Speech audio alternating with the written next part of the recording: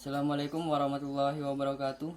Pada kesempatan kali ini saya akan mempresentasikan materi dengan tema pengarahan dan pengembangan organisasi, mata kuliah manajemen komunikasi, Fakultas Dakwah dan Humaniora Prodi Komunikasi dan Penyiaran Islam Institut Agama Islam Sultan Muhammad Syafi'i bin Sambas. Langsung saja ke materi yang pertama, yaitu pengertian pengarahan. Pengarahan adalah cara membuat orang lain mengikuti keinginan kita dengan menggunakan kekuatan pribadi atau kekuasaan jabatan secara efektif. Pengarahan ini bertujuan untuk merealisasikan atau mewujudkan rencana-rencana yang telah disusun oleh organisasi sebelumnya.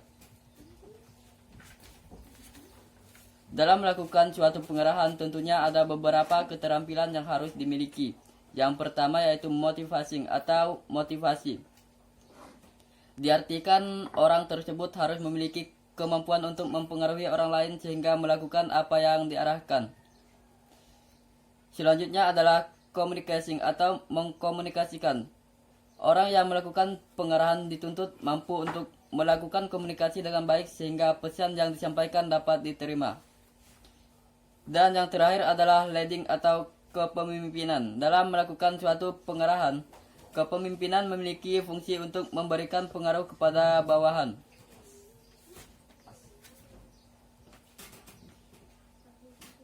Materi yang kedua adalah pengembangan organisasi.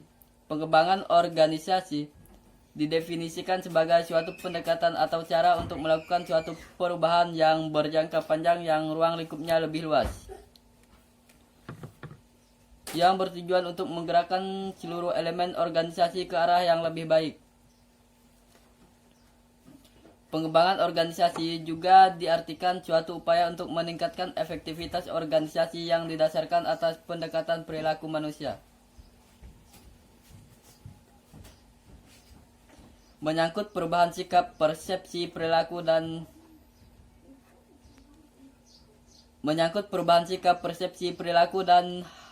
harapan semua anggota organisasi.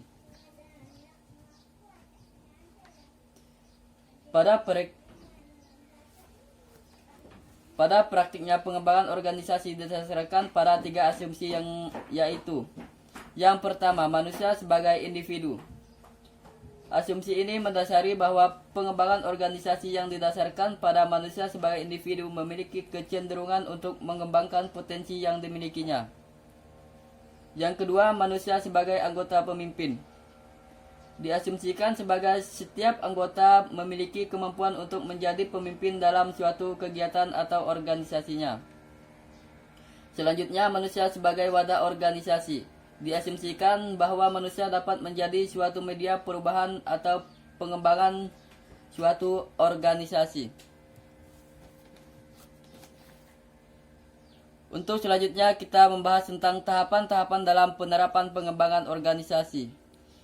Yang pertama yaitu tahap pengamatan. Pada tahap ini dilakukan pengamatan terhadap kondisi, sistem, dan prosedur organisasi.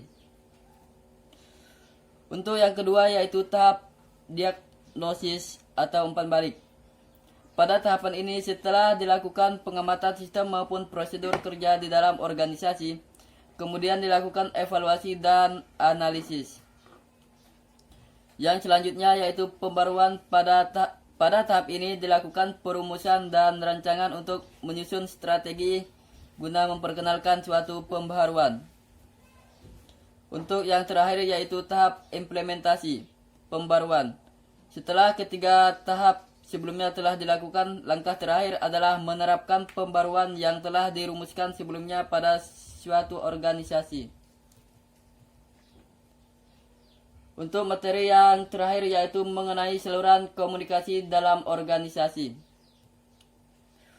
Komunikasi di sini dibagi menjadi 2 jenis yaitu komunikasi vertikal dan horizontal. Pada komunikasi vertikal, suatu komunikasi ke atas atau ke bawah pada suatu organisasi. Dan pada komunikasi horizontal, meliputi pola aliran kerja dalam kelompok organisasi.